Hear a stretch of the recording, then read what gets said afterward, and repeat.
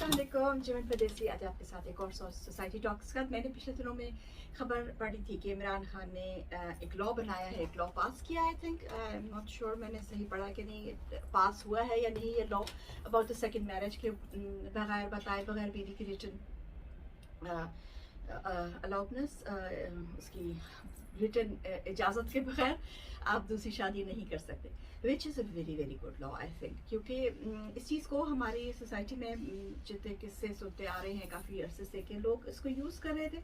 पता चला जी जो बड़ी पोजीशंस के लोग हैं, किसी ने छुप के शादी की हुई है और दूसरी बीवी है और वो भी है, बच्चे भी हैं, और फिर वो बीवी के जो है इंटरव्यूज़ आना शुरू हो जाते हैं कि जी मुझे मेरा हक नहीं मिला। तो मेरा विद ऑल ड्यू अपॉलॉजीज़ अपनी बहनों से ये एक रिक्वेस्ट है कि देखिए, आप निकाह कीजिए, निकाह से खूबसूरत चीज़ कुछ नहीं है, लेकिन निकाह छुप के क्यों करें? मतलब निकाह और छुप के करना तो आपस में टैली ही नहीं करते, ना रिलीजियस पॉइंट ऑफ व्यू से, ना सोशल पॉइंट ऑफ व्यू से। क्योंकि निकाह का मकसद है कि आप अल्लाह को हाजिर नाजिर जान के एक औरत को अपनी अमान में ले रहे हैं, और निकाह के साथ वलीमा है, और वलीमे का मकसद ही ये है कि आप उस औरत को प्रेजेंट कर रहे हैं, अपनी बीवी को दुनिया के आगे ये इस चीज़ के लिए प्रेजेंट कर रहे हैं कि शी इज़ माई वाइफ, ये मेरी बीवी है और इसको मैंने अल्लाह की इजाज़त से अपनी अमान में लिया है। और निकाह को अगर आप देखिए, मतलब निकाह और हमारे एक्चुअली वेरी सैडली स्पीकिंग निकाह और शादी दो अलग अलग चीज़ें बना दी गई हैं। हालांकि ये एक ही चीज़ है, निकाह और शादी एक ही चीज़ है। फ़र्क सिर्फ इतना है कि निकाह जो है इट्स रिलीजियस obligation and शादी is has become a social norm कि जी वो इस वजह से तो उस पे हम आते हैं। लेकिन मैं जो सबसे पहले बात करना चाह रही थी वो निकाह के कॉन्ट्रैक्ट के बारे में बात करना चाह रही थी। हमारे यहाँ ये होता है और मेरे पास ये किस्से भी आते हैं कि हमारी लड़कियां जब निकाह करने लगती हैं तो उनको निकाह नामा नहीं दिखाया जाता। उनके जो बुजुर्ग हजरात होते हैं वो कह देते हैं कि तुमने पढ़ के क्या करना है, हम है ना। तो देखिए, निकाह आपका तो नहीं हो रहा, निकाह उस लड़की का हो रहा है। शी शुड रीड दैट निकाह इज अ कॉन्ट्रैक्ट, ठीक है। बहुत पुराने ज़माने में मेरे ख्याल में नानी के ज़माने में ये होता था कि निकाह मुँह ज़बानी होता था, पेपर वर्क नहीं होता था।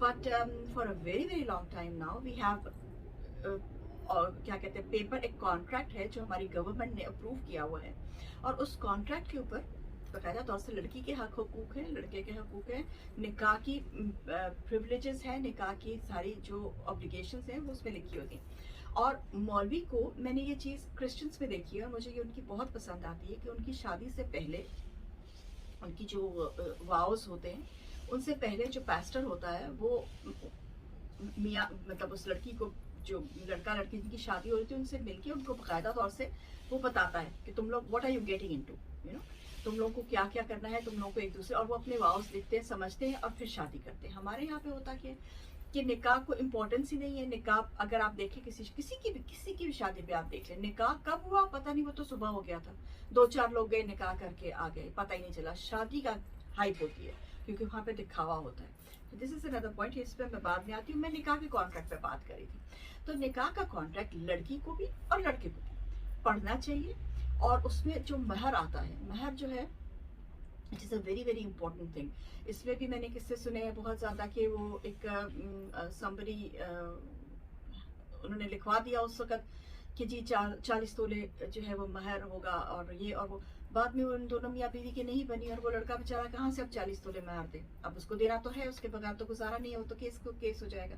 तो इस किस्म की जब सिचुएशंस आ जाती है ना, लड़के पे इतना बोझ डालें ना लड़के। देखिए, जब रिश्ता ही नहीं रहा, ठीक है, निकाह का मकसद है कि दो लोग एक कॉन्ट्रैक्ट में एक दूसरे के साथ आए हैं।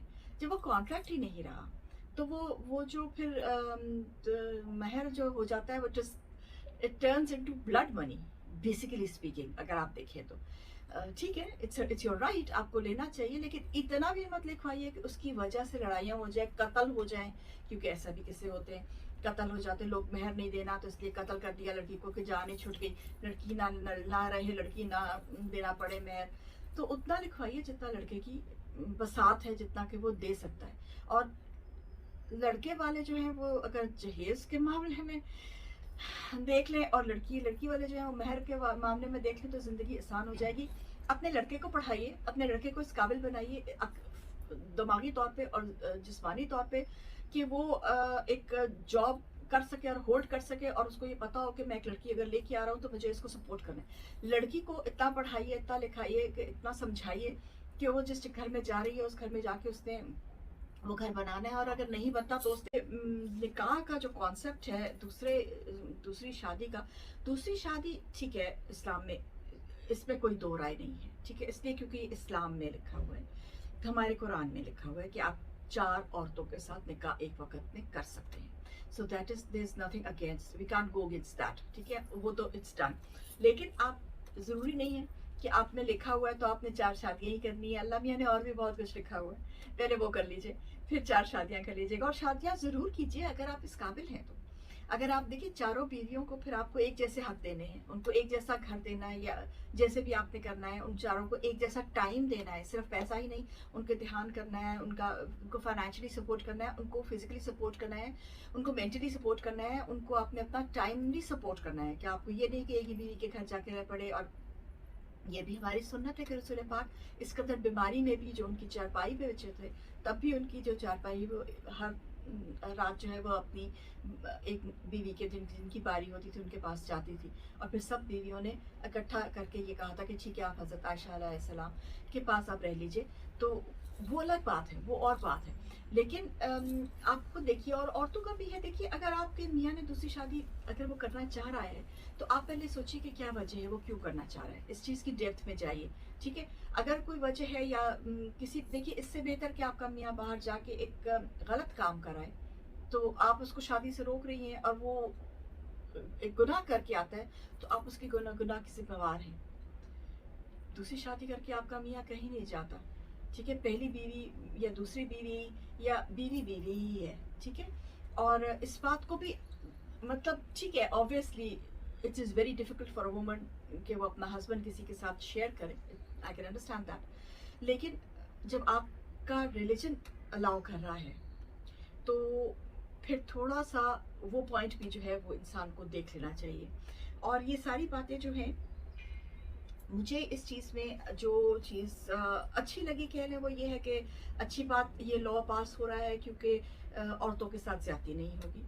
अगर मर्द को दूसरी शादी करनी ही है तो औरत की अपनी बीवी की इजाज़त लेके करे, ताकि उसकी बीवी को पता हो कि ये दूसरी शादी करने लगा है। अगर उस वो अफोर्ड मतलब अगर वो मेंटली और फिजिकली या इमोशनली उस चीज़ को वो सस्टेन कर सकती है तो वो उसको इजाज़त दे देगी। अगर नहीं कर सकती तो वो उसको कहेगी नहीं मैं तुम्हें इजाज़त नहीं दे रही, फिर हो सकता है कि तुम मुझे पहले छोड़ो और उसके साथ करो, या जैसे भी वो आपस में करते। दूसरी बात ये है कि निकाह चोरी छुपे करना जो है वो जिसके खिलाफ ये बात आई है, I think this is a very very good thing, क्योंकि इस चीज़ के मैं बहुत हक में हूँ कि निकाह चोरी से क्यों करेंगे आप। निकाह और चोरी का आपस में कोई ताल्लुक ही नहीं, जैसा मैंने शुरू में कहा है कि निकाह और चोरी का आपस में कोई ताल्लुक ही नहीं है, ठीक है। निकाह जो है उसको हमने अपना रिलीजियस वो बना दिया कि जी निकाह तो आराम से नॉर्मल शादियों में भी आप देखें घर के 2 फर्द जाके निकाह कराते हैं, और फिर शाम को शादी जो है कि जी सबको बुला के, नहीं आप वहाँ पे निकाह कराइए, या आप एक ही फंक्शन कीजिए जिसमें निकाह और रुखसती साथ में हो, ठीक है। क्योंकि निकाह सबके सामने पढ़ा जाएगा तो निकाह की जो इम्पोर्टेंस है, निकाह की जो खूबसूरती है, निकाह में पढ़े जाने वाली आयात की जो खूबसूरती और उनके जो मीनिंग्स हैं वो इस कदर खूबसूरत हैं कि आप जिस वक्त पढ़ते हैं उस वक्त मर्द बाकायदा तौर से ये कहता है कि मैं आज से इस वक्त से अल्लाह को हाजिर नाजिर जान कर इस औरत फलान फलान फलान फलां की बेटी को अपनी अमान में लेता हूँ।